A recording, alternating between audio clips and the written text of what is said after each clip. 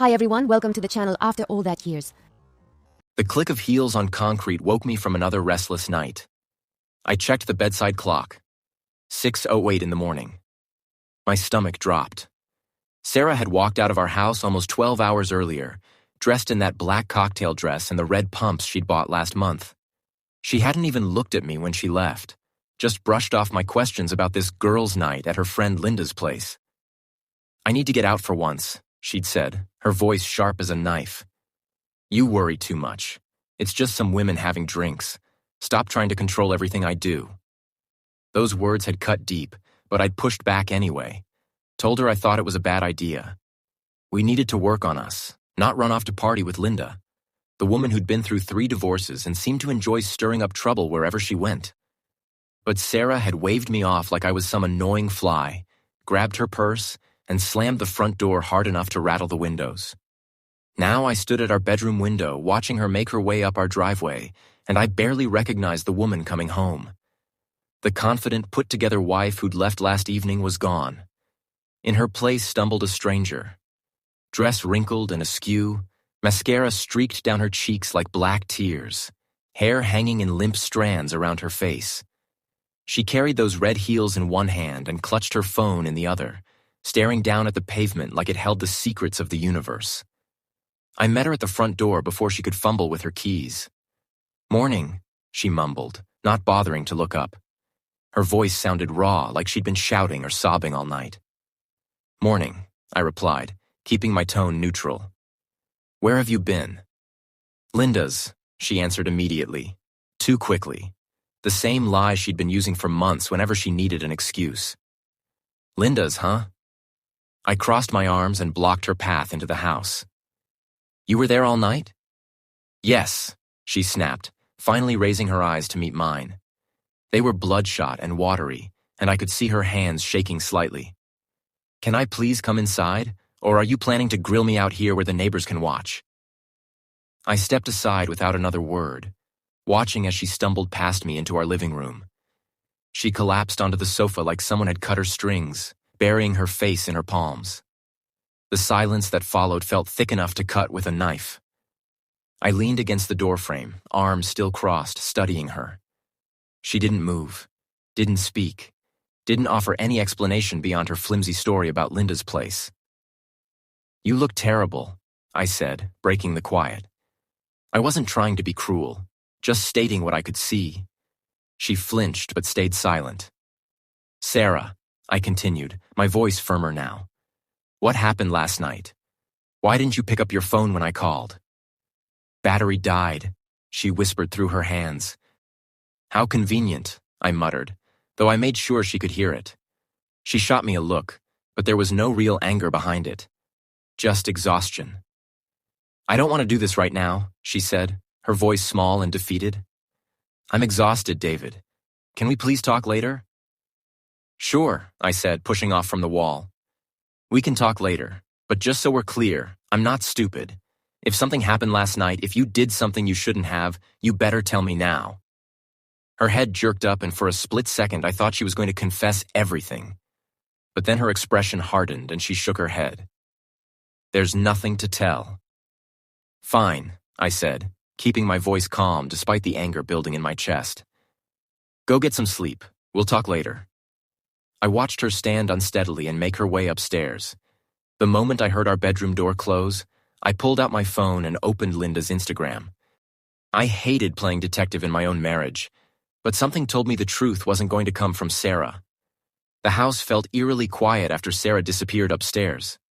I sat on the same couch where she'd just collapsed, staring at the indent her body had left in the cushions. My gut was churning with a sick feeling I couldn't shake. Something was very wrong, and I knew I wouldn't get any peace until I figured out what. I opened Instagram and went straight to Linda's profile. If Sarah was telling the truth about spending the night there, Linda would have posted something. She documented everything, from her morning coffee to her late-night wine sessions. Sure enough, there were fresh stories from the previous night. The first showed Linda posing next to a table loaded with cocktails and appetizers. "Girls' night out, no drama zone," read the caption.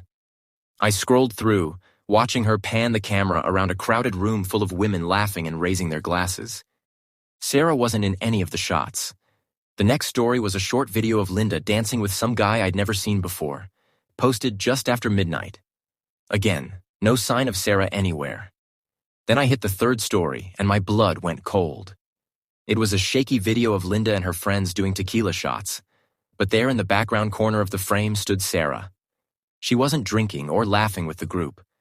Instead, she was standing close, too close, to a man I didn't recognize. Her body language made my stomach turn. She was leaning into him, her hand briefly touching his arm in a way that looked anything but innocent. The clip ended before I could see more, but I'd seen enough to know my worst fears might be coming true. I kept scrolling through Linda's stories, but Sarah didn't appear in any others. Whatever had happened after that moment, Linda hadn't captured it, or she'd been smart enough not to post it. I tossed my phone onto the coffee table and rubbed my temples, trying to think clearly. Maybe it was innocent. Maybe the guy was just some friend I hadn't met. But if that were true, why did Sarah look so guilty when she came home? Why the lies and the defensive attitude? I decided to call Linda directly. We'd never been particularly close, but I had her number from when Sarah and I had hosted their book club last year. It rang several times before she answered. "David?" Her voice was groggy and confused. "What's up?" "Hey, Linda," I said, trying to keep my tone casual. "I wanted to check in about last night. Sarah said she was at your place.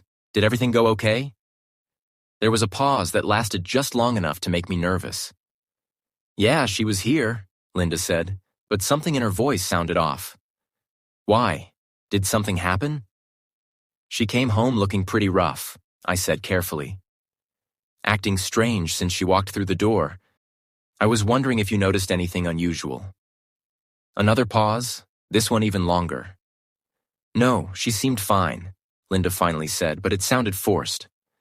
"Maybe she just had too much to drink. You know how she gets sometimes." I knew she was lying. Linda's voice had that same strained quality Sarah's had when she was trying to cover something up. "Right," I said. "Well, thanks. Let me know if you remember anything else."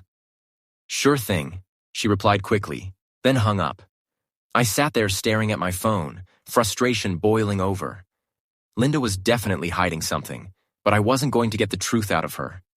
I needed more information, and sitting around waiting for Sarah to wake up wasn't going to get me anywhere. That's when I remembered. Sarah's phone. She'd left it charging in the kitchen when she stumbled upstairs. I hated the idea of going through her personal messages, but after everything that had happened, I felt justified. If there was something on that phone that could explain her behavior, I needed to see it. I walked into the kitchen and found her phone plugged into the charger on the counter. My heart was pounding as I picked it up and pressed the home button. Of course it was locked, but her passcode hadn't changed in 3 years. Our anniversary date. My finger hovered over the screen for a moment. Did I really want to cross this line? Yes, I needed answers. I entered the code and the phone unlocked immediately. The first thing I checked were her text messages. The usual conversations with friends, family members, work colleagues. Nothing out of the ordinary. But then I noticed a thread with a name I didn't recognize. Marcus. The messages were brief, but they told me everything I needed to know. Marcus. Looking forward to seeing you tonight. You'll look incredible in that dress. Sarah. Stop, you're making me blush. Marcus. Meet me outside around 11. We can have some real fun away from all the noise. Sarah. Perfect. Don't keep me waiting. I felt like someone had punched me in the stomach. My grip tightened around the phone as I scrolled through the rest of their conversation. It wasn't overly explicit, but the intent was crystal clear. Sarah had planned this meeting. She'd lied to my face, snuck around behind my back, and now she was upstairs sleeping it off like nothing had happened. I set the phone down with shaking hands, my mind spinning. Confronting her now wouldn't accomplish anything. She'd just deny everything or come up with more lies. I needed to be smarter about this. If Sarah wanted to play games, I was going to make sure I had all the cards before I showed my hand. When she finally came downstairs, she wouldn't see it coming. I spent the next hour pacing around the kitchen, trying to act normal while my mind raced. Sarah stayed holed up in the bedroom, and I could hear her moving around occasionally, probably trying to piece together exactly how much trouble she was in. She didn't come downstairs until almost noon. When she did, she looked slightly more put together, hair pulled back in a ponytail, the smeared makeup washed away. But the exhaustion was still written all over her face. "Morning," she mumbled, reaching for a coffee mug from the cabinet. "Afternoon," I corrected, watching her every move. She avoided my eyes and busied herself pouring coffee. The silence between us was suffocating. I decided to end it. "Feel like telling me what really happened last night?" My tone was casual, but we both knew the weight behind those words. She froze for just a second before forcing out a laugh. "What do you mean? I told you, I was at Linda's." "And Marcus?" I said, dropping the name like a bomb. Her head whipped toward me, her face cycling through shock, panic, and fear in the span of 2 seconds.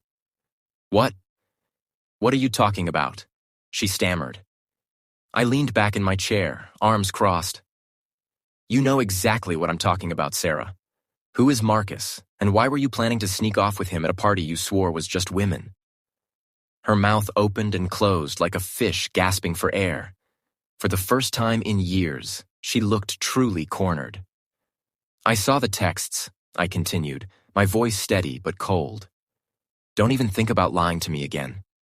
Sarah's face went white. She set her coffee mug down with trembling hands and finally met my eyes. "David, I can explain," she whispered.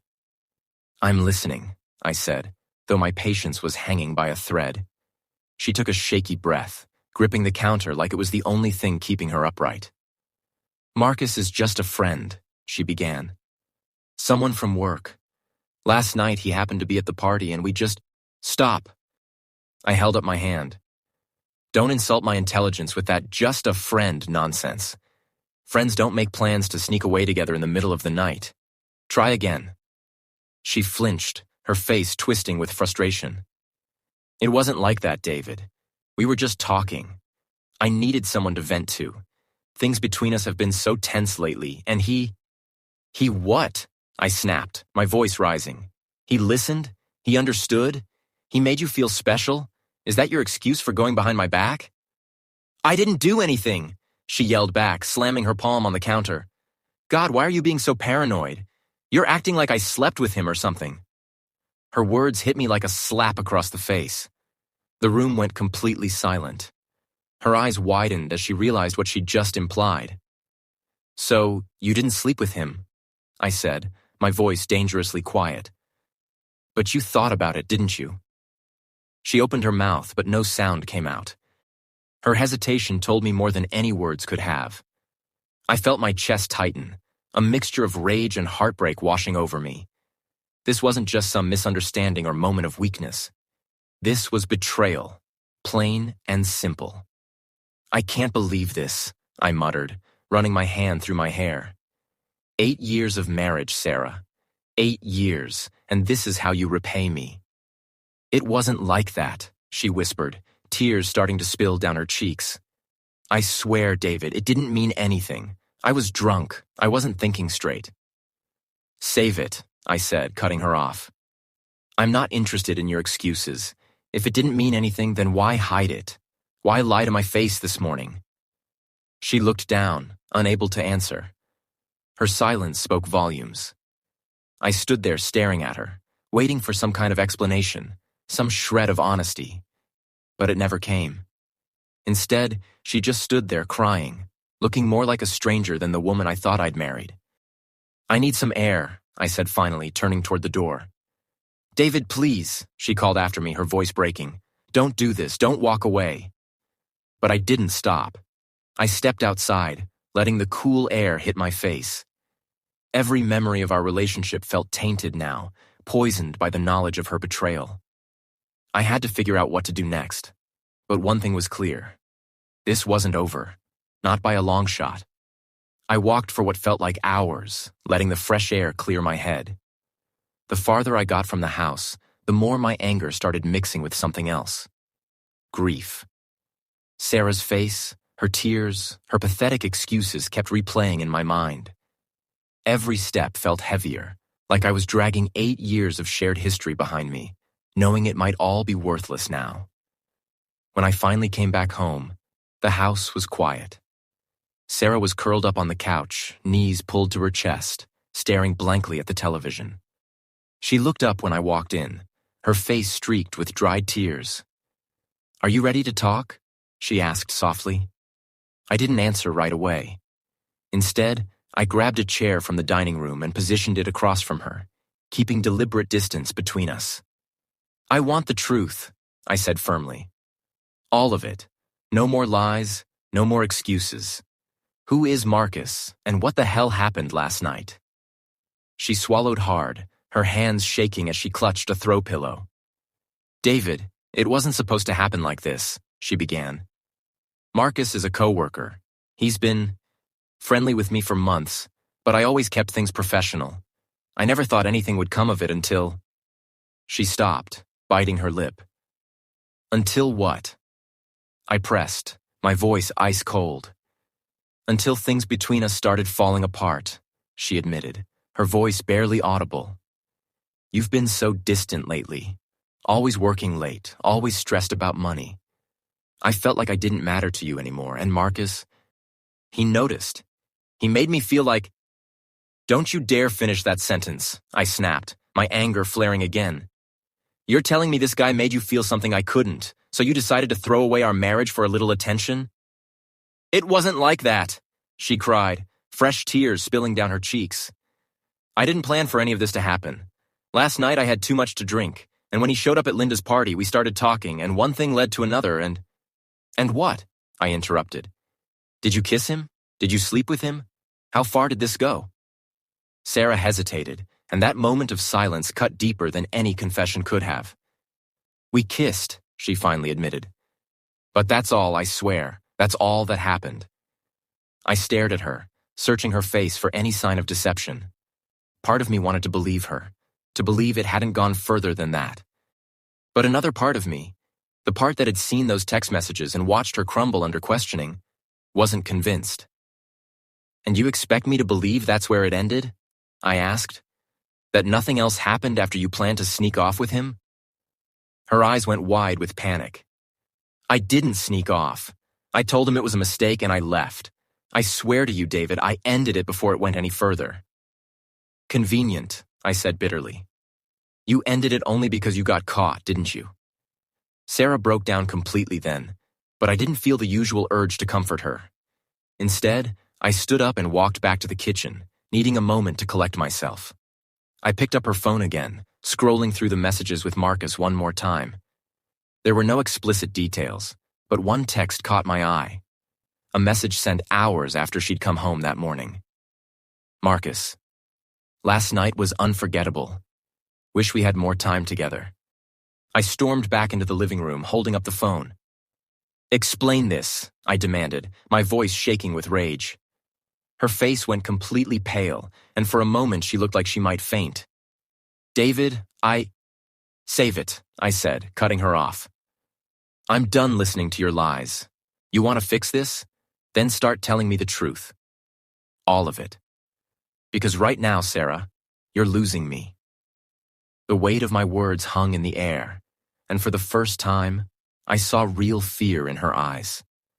Whether that fear was about losing me or being exposed for whatever else she was hiding, I couldn't tell. But I wasn't stopping until I knew everything. Sarah sat frozen on the couch, her eyes locked on the phone in my hand. Her lips trembled like she wanted to say something, but no words came out. The silence stretched between us, each second feeling like an eternity. "I'm waiting," I said, my voice sharp. "Tell me the truth, Sarah. All of it. Or should I call Marcus myself and get his version?" Her head snapped up, panic flashing across her face. "No, don't call him David, please." "Then start talking," I demanded, because that message doesn't exactly scream it was just a mistake. She buried her face in her hands, her whole body shaking as sobs racked through her. For a moment, I almost felt sorry for her. But the memory of that text and all her lies quickly killed any sympathy I might have had. This was her mess, and I wasn't about to let her dodge responsibility. I didn't plan for this to happen, she choked out finally, her voice muffled. I swear, David, I wasn't looking for anything. But Marcus kept pushing, kept saying all the right things, making me feel like I wasn't invisible anymore. And last night... Stop blaming me for your choices, I interrupted, my anger boiling over. You felt invisible? You think that justifies sneaking around with another man? I'm not blaming you, she shouted, looking up at me with tear-streaked cheeks. I'm blaming myself. I know I screwed up, okay? I know I betrayed you, but it wasn't supposed to go this far. Define this far, I said coldly. What exactly happened after you kissed him? Did you go somewhere else together? Did you sleep with him? Her shoulders sagged and she let out a shaky breath. No, we didn't sleep together. I swear on my mother's grave we didn't. We kissed, and he wanted more, but I couldn't go through with it. I told him it was wrong, and I had to leave. That's the truth, David. I studied her face, looking for any crack in her story. She seemed sincere, but then again, she'd been lying to me for who knows how long. Trusting her now felt impossible. And the text? I asked, holding up her phone again. If it was such a big mistake, why is he saying it was unforgettable? Why didn't you block him the moment you got home? She bit her lip, hesitating. I don't know, she admitted quietly. Maybe he thought it meant more than it did. I didn't want to make things worse by responding. Her explanation sounded weak, but I had no concrete proof she was still lying. My chest felt tight as the full weight of the situation hit me.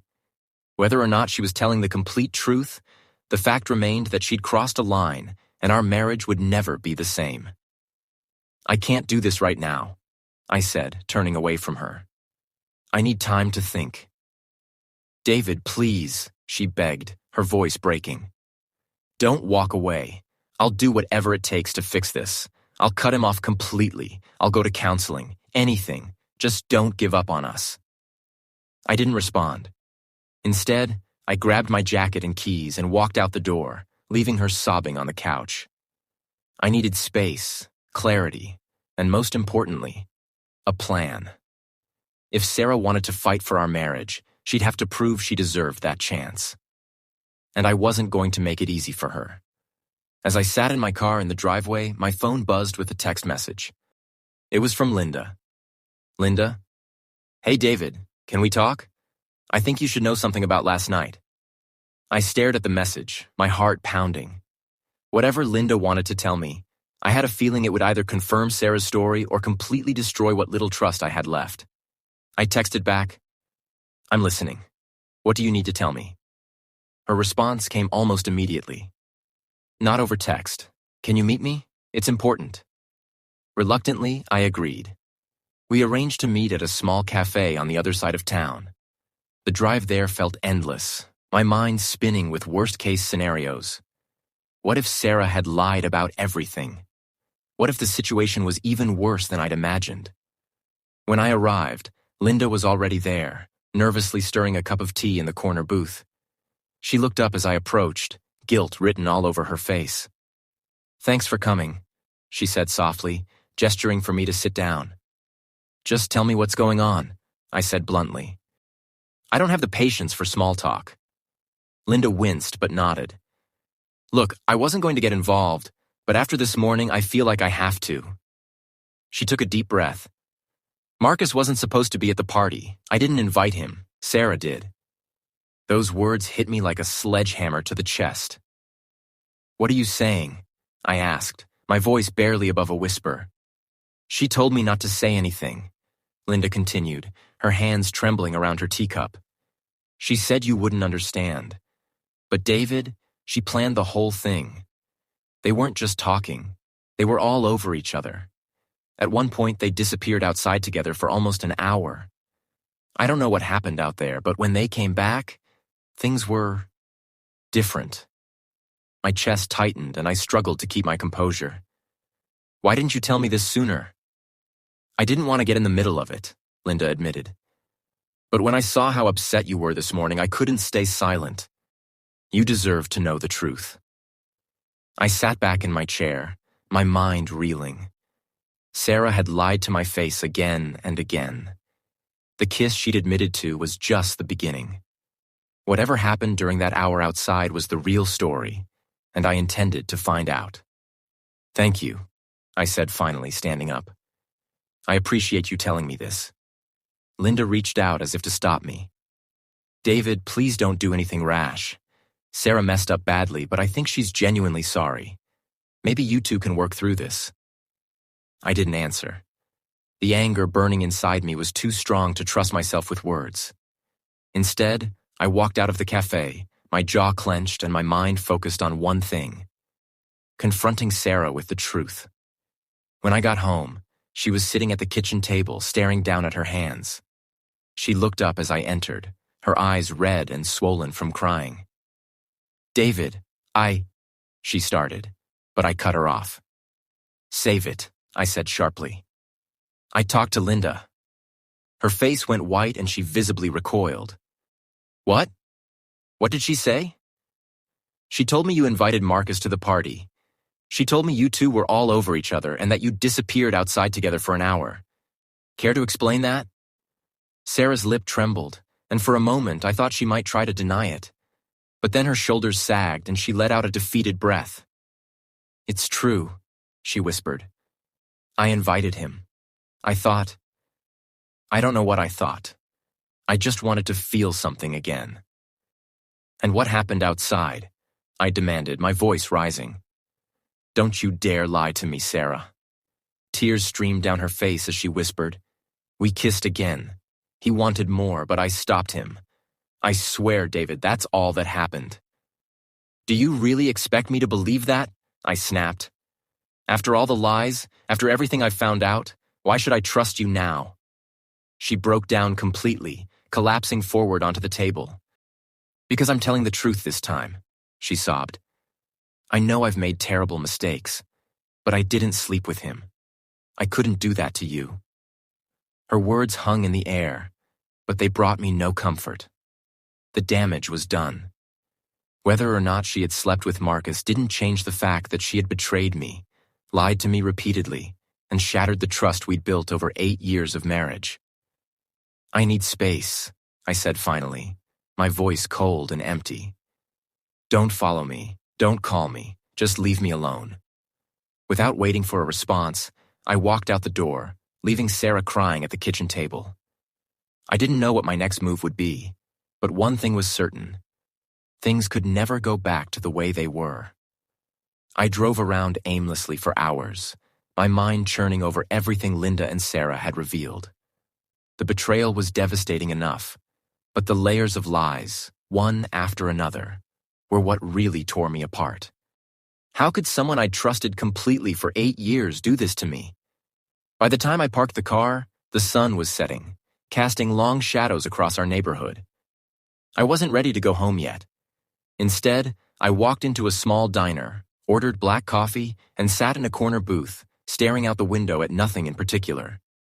That's when a plan started forming in my mind. Not revenge in the traditional sense. I wasn't going to stoop to her level. But I wanted Sarah to truly understand what she'd done, to feel the weight of her choices without me having to scream or fight or act like someone I wasn't. By the time I finally went home, it was nearly midnight. The house was dark, but I could hear movement upstairs. Sarah was still awake, probably wondering if I was coming back at all. She was sitting on the edge of our bed when I walked into the bedroom, her face pale and streaked with tears. She looked up at me with a mixture of guilt and desperation. "I thought you weren't coming home," she said quietly. "I almost didn't," I replied, keeping my voice even. "But I've been thinking about us, about everything." Her face lit up with a flicker of hope, but I wasn't finished. "I've decided I'm not going to yell or fight or do anything to hurt you, Sarah. That's not who I am," I continued. "But I also can't pretend everything is fine. You've made your choices, and now I'm going to make mine." "What does that mean?" she asked, her voice trembling. "It means that for the foreseeable future, I'm stepping back," I said firmly. "You want to fix this? Fine, prove it. You'll go to counseling, you'll cut Marcus out of your life completely, and you'll be the one to rebuild the trust you destroyed. But don't expect me to chase you or beg you to stay faithful." Her face crumpled and fresh tears started flowing. "David, I'll do whatever it takes. I'll go to counseling. I'll delete his number. I'll do anything to make this right." "We'll see," I said coldly. Actions speak louder than words. The next morning, while Sarah was still sleeping, I put my plan into motion. I wasn't looking for revenge, no dramatic confrontations or public humiliation, but I wanted her to feel the full weight of her decisions, to understand what it was like to live in uncertainty and doubt. First, I called Linda and thanked her for being honest with me. Then I sent a simple, direct message to Marcus. "This is David. I know what happened. Stay away from my wife. Consider this your only warning." His response was exactly what I expected. Silence. Men like him always folded when confronted with real accountability. Next, I scheduled an appointment with a marriage counselor. Not for both of us, but for myself. If Sarah wanted to join later, that would be her choice. But I wasn't going to wait around for her to decide whether our marriage was worth saving. When Sarah finally came downstairs, she looked at me like she was expecting another fight. But I stayed calm and collected. "Here's what's going to happen," I said, sliding a piece of paper across the table. It was a printout of the counseling appointment I'd made. "You'll go to this, with or without me. If you skip it, we're done." She nodded quickly, her hands shaking as she took the paper. "I'll go, I promise." "Good," I said, standing up. "Because right now, Sarah, I don't trust you. And if you want this marriage to survive, you need to earn that trust back." Her tears started again, but I didn't stick around to comfort her. Instead, I grabbed my keys and left, letting her sit alone with the consequences of her actions. For the first time since this nightmare began, I felt a sense of clarity. I wasn't going to let her lies destroy me. Whether we stayed together or not, I knew one thing for certain. I deserved better. And now it was up to Sarah to prove she was willing to be that better person, or let me go for good. The ball was in her court now, but this time, I wasn't going to be the one begging her to play.